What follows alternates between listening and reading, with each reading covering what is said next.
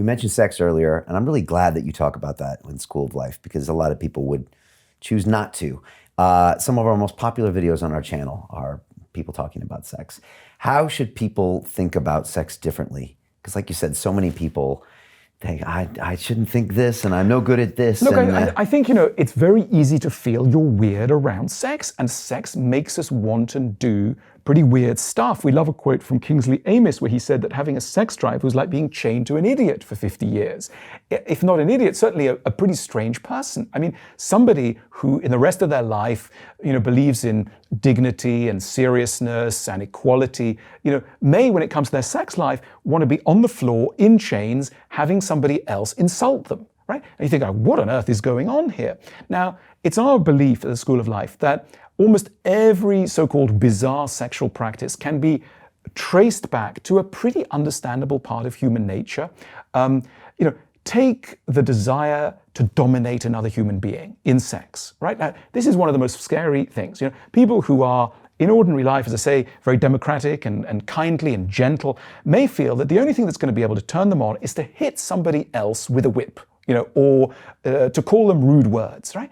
And you think like, wow, I'm so strange. I'm so ashamed. I can't possibly admit this to anyone else. What's going on? And again, people will become mentally ill because they are so divided against themselves. Now, when somebody comes along like this to us, we say, look, it's so understandable.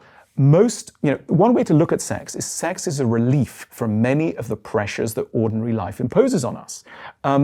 It is an immense sign of trust if somebody enables you, allows you to display your more ruthless, dominating characteristics. If somebody loves you enough to allow you to do things that 99.999% of people will never allow you to do, which is to be a little bit impolite to them and to almost relish your strength and your capacity to hurt and humiliate. Now, you're not doing this out of hatred, and it's because it's on such a fine line that people get so nervous about this.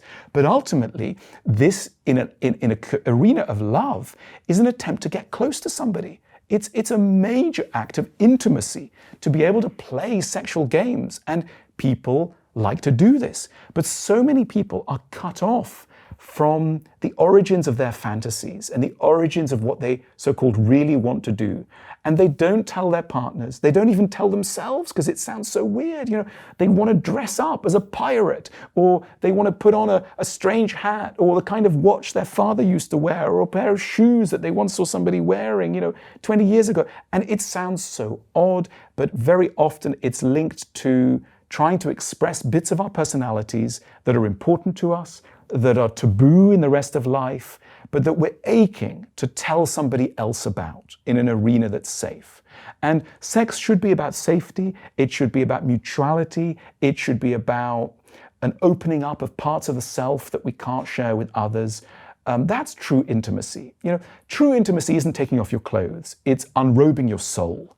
And that means putting yourself in a position where 99% of people would laugh and giggle and point. And that's the point. You've found the one person that you're not going to be humiliated by.